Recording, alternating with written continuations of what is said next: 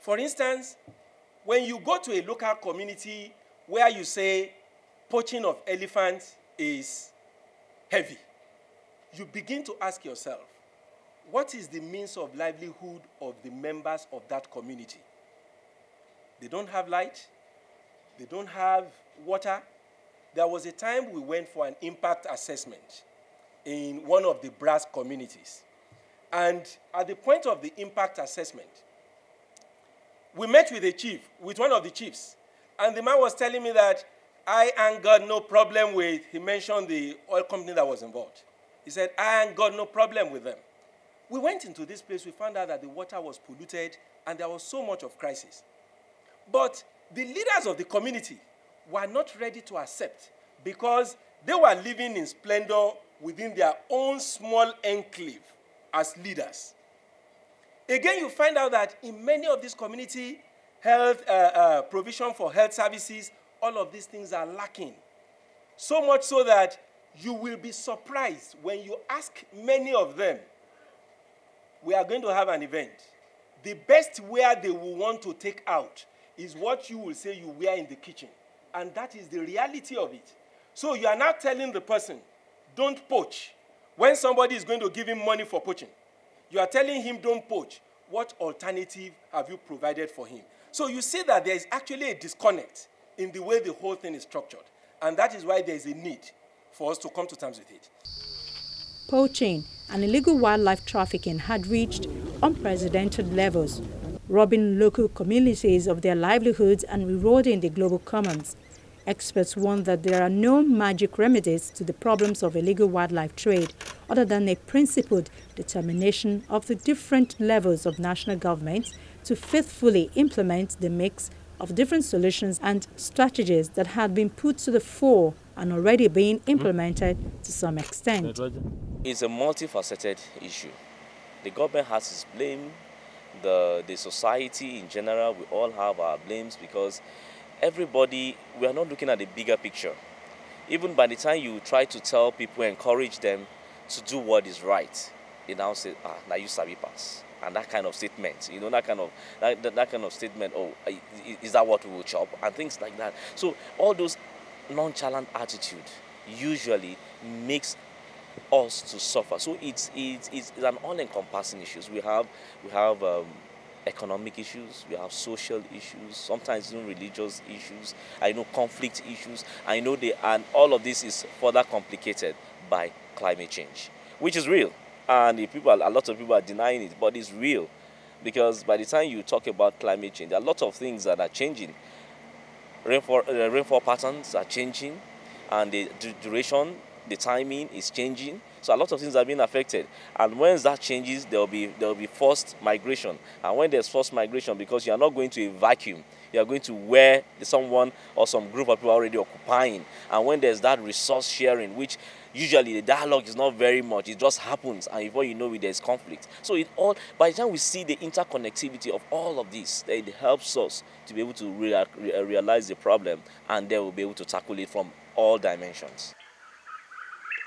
Despite the promulgation of the Endangered Species Act in 1985 and Nigeria's adherence to all the international treaties and protocols for the protection of the environment, positive action, real effective action, and expenditure on environmental conservation in the country had been negligible. There are some cultural practices that actually encourage this wildlife hunting and the rest. So the real problem is enforcement. There are laws. I must tell you, the President of Nigeria signed off on the Endangered Species Act of 2016, some few months ago. So the truth is, the problem that we have is enforcement of these laws. And that's because of the cultural orientation, the way we see wildlife as bushmeat in our environment. So by the time you are talking about telling people not to hunt wildlife, they are going to tell you, what's your business with that? Even people, human beings are not, they are barely managing to survive. And you are talking about wildlife. They turn into a joking matter, you know. So it's actually our orientation. How do we change our orientation to realize the fact that all living things are good for everybody. So if there are no wildlife again, then our own existence is also threatened. Mankind's existence is threatened. So that's because we all depend on ourselves. The enforcement is where we find the gap, because the law enforcers don't even recognize the animal or the plant species that shouldn't be traded on.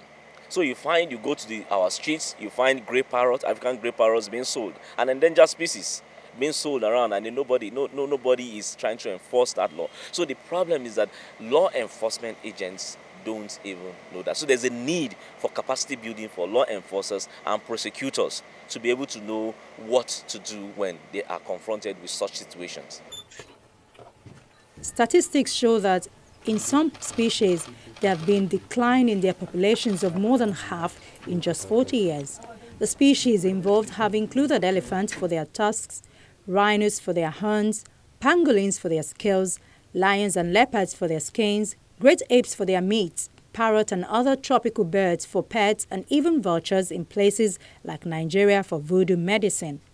The status of wildlife in the country leaves much to be desired, as the rate of depletion of the population of animals like the elephants, leopards, giraffes and crocodiles, among others, is frightening. Today, I know that if somebody says what is really the status of figures for wildlife in Nigeria, I am not sure I can tell you. If I'm going to say something, it is probably 10 years old in terms of its information and data. So if you have a data of 10 years, how well can you plan effectively to manage the activity that is involved? In the past 4 years, Nigeria, Cote d'Ivoire, Mozambique, Angola, South Africa, Kenya, Zimbabwe, Ethiopia, Uganda, Malawi, and the Democratic Republic of the Congo have been the leading countries of origin for ivory exports. They also account for the greatest number of seizures and quantities of worked ivory products moving out of Africa, mostly by air. A report by the Convention on International Trade in Endangered Species says whether ivory processing operations for export are occurring in all these countries remains to be established. But they were all previously identified as having ivory carving industries that appeared to be servicing demand in Asia for the production of key generic products such as bangles, name seals and chopsticks. One of the over 4,000 tons of worked ivory seized, Nigeria led with more than 769 kilograms. In terms of destination, nearly 3/4 of these ivory products were destined for the Greater China market, including the special administrative regions of Hong Kong and Macau. This trade accounted for over 60% of the total weight in both periods. The next destination for this trade was Vietnam, which represented 8% of the total number of seizures and 16% of the total weight. Egypt, which has an unregulated domestic ivory industry of its own, was the most important non-Asian destination.